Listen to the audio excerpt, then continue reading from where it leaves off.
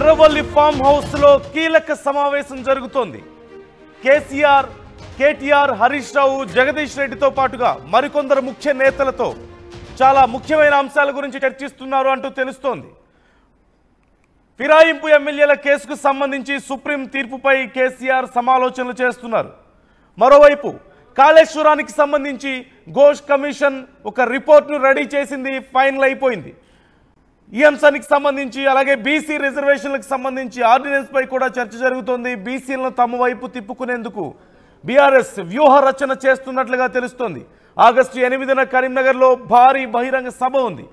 ఇలా చాలా కీలకమైనటువంటి పరిణామాలు అతి త్వరలో జరగబోతున్న నేపథ్యంలో బీఆర్ఎస్ మాస్టర్ ప్లాన్ రెడీ చేసుకుంటోంది, ఒక వ్యూహ రచన చేస్తున్నట్లుగా తెలుస్తోంది. ముఖ్యంగా కాళేశ్వరం ప్రాజెక్టుకు సంబంధించి కమిషన్ ఏ నివేదిక ఇస్తుంది, ఆ తర్వాత పరిణామాలు ఏ విధంగా ఉండే అవకాశం ఉంది, ఎలా దానికి సంబంధించి మూవ్ అవ్వాలి, నెక్స్ట్ ప్లాన్ ఏ విధంగా ఉండాలి అని కూడా చర్చిస్తున్నారు. మరోవైపు బీసీ రిజర్వేషన్లకు సంబంధించి కాంగ్రెస్ ఇప్పటికే పూర్తి స్థాయిలో యాక్షన్ ప్లాన్ రెడీ చేసుకున్న నేపథ్యంలో ఢిల్లీ వెళ్ళి అక్కడ ఆందోళన చేయాలని, దేశవ్యాప్తంగా ఇది పెద్ద చర్చనీయాంశంగా లేవనెత్తాలంటూ ప్రయత్నాలు చేసుకుంటున్నారు.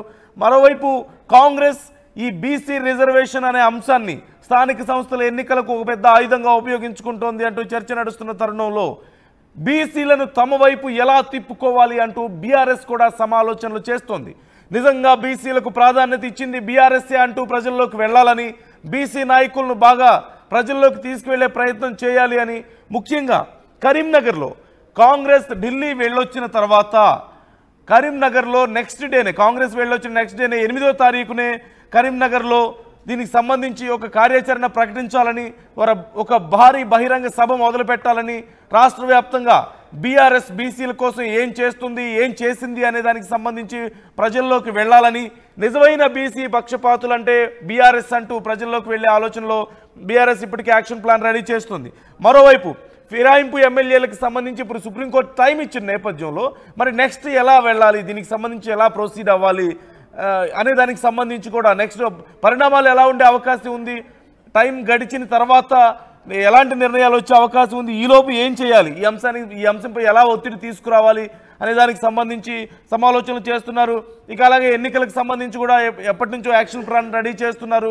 పార్టీలో అంతర్గత విషయాలు ఎన్నికలకు సంబంధించి మనం చూస్తున్నాం. జూబ్లీహిల్స్ ఉప ఎన్నికలు కానీ లేదంటే స్థానిక సంస్థల ఎన్నికలు కానీ ఓవైపు దగ్గర పడుతున్న నేపథ్యంలో కాంగ్రెస్ వరుసగా రైతు రుణమాఫీ కానీ లేదంటే వాళ్ళ హామీలకు సంబంధించి ప్రజల్లోకి పెద్ద ఎత్తున ప్రచారం చేసుకోవడంతో పాటుగా ఈ బీసీ రిజర్వేషన్ అంశాన్ని ఒక పెద్ద అస్త్రంగా ఉపయోగించుకునే ప్రయత్నం చేస్తోంది. సో కాంగ్రెస్ చాలా బలంగా ముందుకెళ్తున్న నేపథ్యంలో కాంగ్రెస్ని ఎలా ఓవర్కమ్ చేయాలి, ఎలా ఓటర్స్ని తమ వైపు తిప్పుకోవాలి, తమ సిగ్నిఫికెన్స్ని ఎలా మరొకసారి తెర మీదకు తీసుకురావాలి అనేది బీఆర్ఎస్ ప్రధానమైనటువంటి ఆలోచనగా కనిపిస్తోంది. ఈ నేపథ్యంలోనే దీనికి సంబంధించి ఒక పెద్ద యాక్షన్ ప్లాన్ బూత్ స్థాయి నుంచి ఎలా మానిటర్ చేసుకోవాలి అనే దానికి సంబంధించి యాక్షన్ ప్లాన్ రెడీ చేసుకోబోతున్నారు.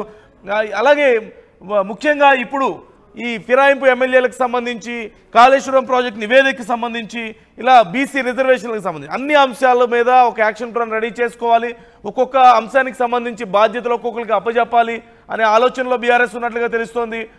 ఇప్పుడు ఎవరెవరు పాల్గొన్నారు అనేది మనం చూస్తున్నాం. ఇప్పటికే కీలకమైనటువంటి నాయకులు వైపు కేటీఆర్ పాల్గొన్నారు, హరీష్ రావు పాల్గొన్నారు, మరికొంతమంది ముఖ్య నాయకులు కూడా దీంట్లో ఉన్నట్లుగా తెలుస్తోంది.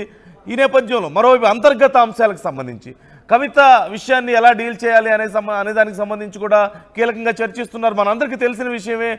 మొన్న కేటీఆర్, హరీష్ రావు కూడా దీనికి సంబంధించి డిస్కస్ చేసినట్లుగా మనకు సమాచారం అందింది. ఈ నేపథ్యంలో కవిత విషయంలో ఎలా ముందుకు వెళ్ళాలి, ఇలాంటి పరిస్థితుల్లో కొంచెం వల్నరబుల్ కండిషన్లో ఉండి అంటే చాలా అంశాల్లో ఫైట్ చేయాల్సిన సందర్భంలో అంతర్గత సమస్యలు పెద్దవైతే నష్టం జరిగే అవకాశం ఉన్న నేపథ్యంలో కవిత విషయంలో ఎలా సైలెంట్గా డీల్ చేయాలి, ఎలా స్మూత్గా డీల్ చేయాలి, ఇలా అన్ని అంశాలకు సంబంధించి డిస్కస్ చేసే అవకాశం కనిపిస్తోంది. మహేష్ జాయిన్ అవుతున్నారు, మా ప్రతినిధి మహేష్ని అడిగి మరింత సమాచారం తెలుసుకుందాం. మహేష్, చాలా అంశాలు ఉన్నాయి బీఆర్ఎస్కు డీల్ చేయాల్సిన విషయాలు. సో వీటిలో ఇప్పుడు ప్రధానంగా ఏ అంశాల గురించి డీల్ చేస్తున్నారు, అలాగే ఎవరెవరు ఇప్పుడు నాయకులు పాల్గొన్నారు, డీటెయిల్స్ ఎలా ఉన్నాయి అక్కడ జరుగుతున్నటువంటి మీటింగ్కి సంబంధించి? ఖచ్చితంగా అనంటు ఇప్పటికే ఎర్రవల్లి ఫామ్ హౌస్ కు హరీష్ రావుతో పాటు ఇటు కేటీఆర్, జగదీష్ రెడ్డి కూడా ముగ్గురు కూడా హాజరైనారు. ఇప్పటికే కేసీఆర్ తోని గత 4 రోజుల నుండి కూడా ఇటు కేటీఆర్ కావచ్చు, హరీష్ రావు కావచ్చు, సంబంధించిన రాష్ట్ర రాజకీయాలపై కూడా ఒక చర్చ కూడా దారితీస్తుంది. ఎందుకంటే బీసీ రిజర్వేషన్ బిల్లుకు సంబంధించి ఇప్పటికే ఒక బీసీలను ఏకతాటిపై తెచ్చుకోవాలి, అదేవిధంగా 42% రిజర్వేషన్ పై ఒక గవర్నమెంట్ యొక్క ఎత్తుగడ ఎట్లా తిప్పికొట్టాలి ఏంటని చెప్పి ఇప్పటికే రాష్ట్ర ప్రభుత్వాన్ని ఒక ఇరకాటం పడే విషయంలో కూడా ఒక బీఆర్ఎస్ పార్టీ శ్రేణులు కూడా కేసీఆర్ తో మద్దనాలు చేస్తున్న పరిస్థితి.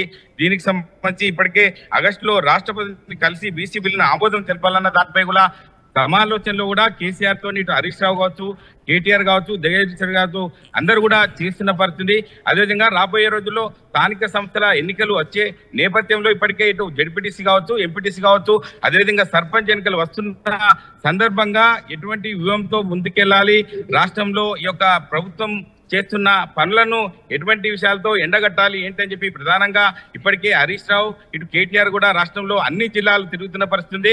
దీనికి సంబంధించి ఎప్పటికప్పుడు తన మామైనటువంటి మాజీ ముఖ్యమంత్రి కేసీఆర్ కూడా రిపోర్ట్ ఇస్తున్నారు.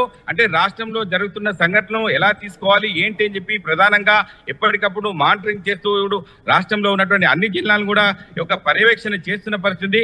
దీనికి సంబంధించి ఇప్పటికే మాజీ ముఖ్యమంత్రి కూడా హరీష్ రావుకు ఇటు కేటీఆర్ కు అన్ని విషయాలు చర్చకు దారి తీస్తుందని చెప్పొచ్చు.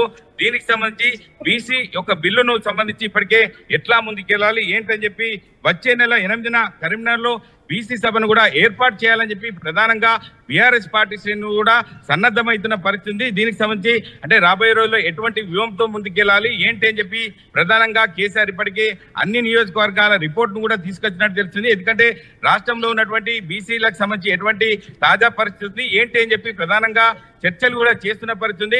అన్ని జిల్లాలకు సంబంధించిన గతంలో చూసాం, ప్రతి ఒక్క జిల్లాకు సంబంధించిన ముఖ్య నాయకులను కూడా కేసీఆర్ ఫామ్ హౌస్ పిలుచుకొని కూడా మాట్లాడిన పరిస్థితి. రాష్ట్ర రాజకీయాలకు సంబంధించి చూసుకోవచ్చు, ఈ యొక్క ఇచ్చినటువంటి 420 హామీలు కావచ్చు, 6 గ్యారంటీలు కావచ్చు, అంటే ప్రభుత్వం ఎట్లా ముందుకెళ్తుంది ఏంటి అని చెప్పి ప్రధానంగా ఇప్పటికే ఇచ్చినటువంటి హామీలలో ఎటువంటి యొక్క సందర్భాలు చూస్తున్నాం ఏంటి అని చెప్పి ప్రధానంగా కూడా అన్ని కోణాల్లో కూడా ఒక చర్చకు కూడా దారి తీసిందని చెప్పచ్చు. ఇప్పటికే హరీష్ రావు కావచ్చు, కేటీఆర్ ప్రతిసారి వచ్చు ఫామ్ హౌస్ కి వచ్చి ఈ యొక్క కేసీఆర్ సంబంధించిన ఆరోగ్య పరిస్థితిని తెలుసుకుంటూ కూడా ఈ యొక్క రాష్ట్రంలో జరుగుతున్న ఈ యొక్క రాష్ట్ర రాజకీయాలపై చర్చ కూడా కొనసాగుతుందని చెప్పొచ్చు. నందు రైట్ థ్యాంక్ యూ మహేష్. మొత్తం మీద చాలా కీలక అంశాల గురించి చర్చిస్తున్నారు. ముఖ్యంగా బీసీ రిజర్వేషన్ అంశానికి సంబంధించి ఎలా పోరాటం చేయాలి, కాంగ్రెస్ ఇప్పుడు బీసీ రిజర్వేషన్ అనే అంశాన్ని జాతీయ స్థాయిలో తీసుకువెళ్ళి రేపు స్థానిక సంస్థల ఎన్నికల్లో అది ఆయుధంగా మార్చుకునే ప్రయత్నం చేస్తుంది, ప్రజల్ని తమ వైపు తిప్పుకునే ప్రయత్నం, ముఖ్యంగా బీసీలను తమ వైపు తిప్పుకునే ప్రయత్నం చేస్తుంది అనేది మనం చూస్తున్నాం. ఈ నేపథ్యంలో ఓవైపు అధికారంలో ఉండడం అనేది కలిసి వచ్చే అంశం, మరోవైపు సంక్షేమ పథకాలు అమలు చేస్తున్నటువంటి సంక్షేమ పథకాలు, అలాగే రైతు రుణమాఫీ కానీ ఇలా అన్ని కీలకమైనటువంటి అంశాలు వరుసగా చేసుకుంటూ పోతున్నారు. అట్ ది సేమ్ టైం ఇప్పుడు బీసీ రిజర్వేషన్ ఇది చాలా పెద్ద అంశంగా మారింది.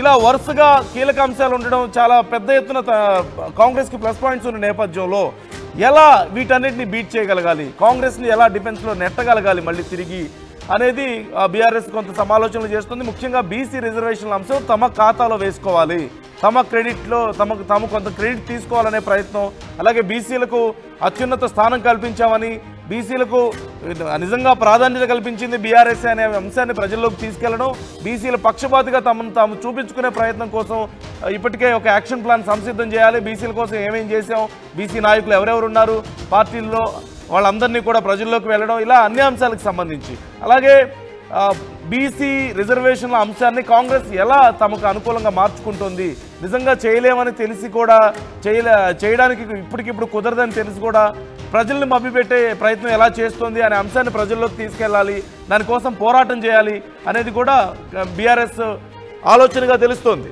ఓవరాల్గా చాలా కీలకమైన అంశాల గురించి మాట్లాడుతున్నట్లుగా తెలుస్తుంది. మరి మీటింగ్ తర్వాత డీటెయిల్స్ ఏమైనా చెప్పబోతున్నారా, యాక్షన్ ప్లాన్ ఏ విధంగా ఉండబోతుంది అనేది చాలా ఉత్కంఠను కలిగిస్తున్న అంశం.